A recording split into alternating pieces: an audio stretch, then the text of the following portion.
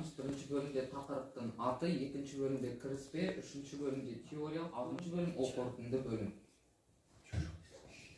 Биодон биологиялык калдыктардын кайта өңдөө аркылуу биологиялык шикізаттан алынатын отун.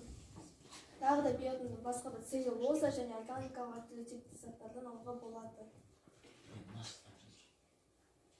Бул жерде олардың түрлері ол сұйық түрде қатты отын және газ тәрізді болады. Сұйық отынға этанол, метанол, биоотын кіреді. Қатты отынға ағаш, шымтезек, отынды гранула кіреді. Газ тәрізге биогаз, сутегі кіреді. Биоотын биомассадан алынған кез келген отын, яғни өсімдік, немесе балдыр материалы, немесе жануарлар қалдықтары. Мұндай шикізатты оңай толтыруға болатындықтан биоотын мұнай, көмір және табиғи газ сияқты қазба отындарына қарағанда жаңартылатын энергия көзі болып саналады.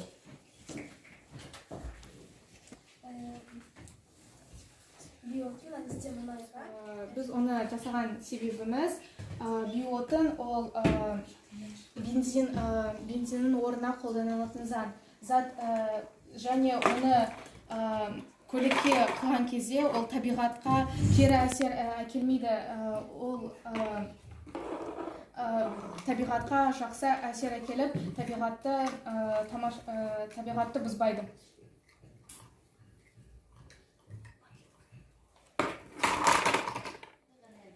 Геотермалдық энергия ол жер қыртысының ішінде жинақталған жылуды пайдаланатын энергия түрі. Жер магмасының қызуы үстірт болады. Бұл жерлерде балқытылған немесе ыстық құрғақ жыныстардың аудандары мол. Магмадан шыққан жылу жер геотермалдық энергияны бізде мысалы Қытай мемлекеті бар. Соның қасында Тайвань деген остров сияқты мемлекет бар. Соның қасында тынық мұхитта мантия қабатына ең жақын қабат жер қыртысы ол суда угылда тұрады. Олардан мысалы келтірсек,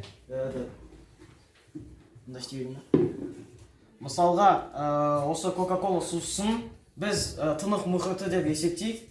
Бірақ мен керісінше істеймін. Мысалы міне тынық мұхиты, соған мантияның құбылыстары біздің айтуымызша геотермалдық энергия.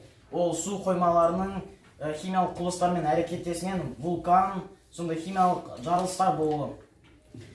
Мысалы бізде Ментос мантия болсын, ал Кока-Кола сусыны тынық мұхиты. Соған мысалы екі Ментос алайық. Мұндай атылыс болады.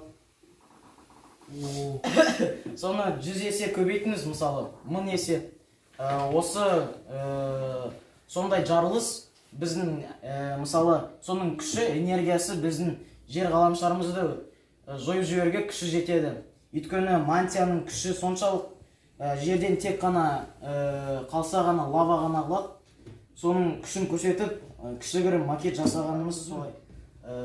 Негізгі ойы сіздерге геотермалдық энергияның қалай болады және оның өмірде қалай сізге керек болады, соны түсіндіру.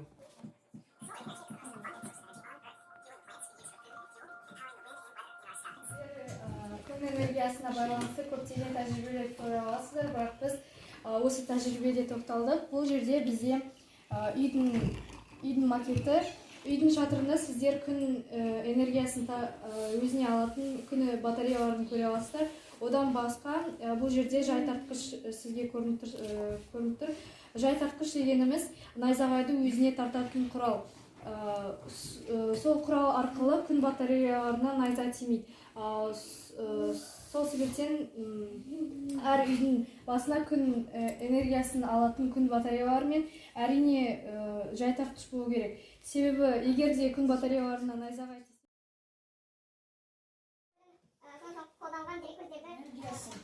механикалық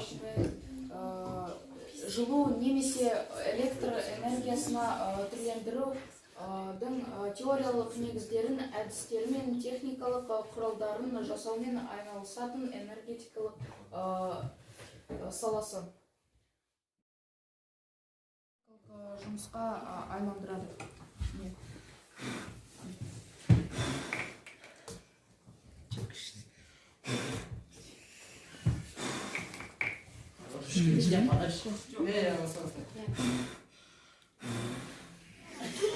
алла жақта оны көрсетсе күшті энергиясы қатты үнетті ол көтеріліп одан жаңа тағы да бір энергияның саласын көрсетуге болады